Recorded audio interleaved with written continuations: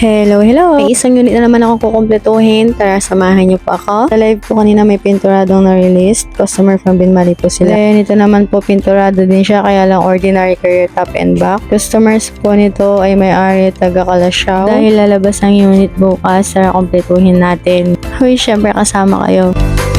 By the way, we are located at Soconi Sala sa Bugayan, Pangasinan. Marvin Sidecar po sa Google Map. Price po ng sidecar depende sa sidecar type and pagkaka-customize nito. Then, nag-repair din kami.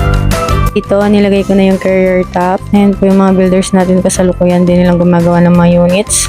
Then, dito nilagay ko na yung carrier niya sa likod. Then, yung mga stain na pinagdikitan ng mga tape, tinanggal ko.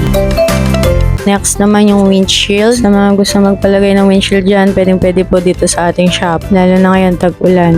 Nung nasakata na yung shower guard, ayan, kinating ko ng kaunti. Then, binutasan ko na din at grind para wala nang talim-talim. I-upload ko yung video niyan bukas. And ayan na, nilagay ko na.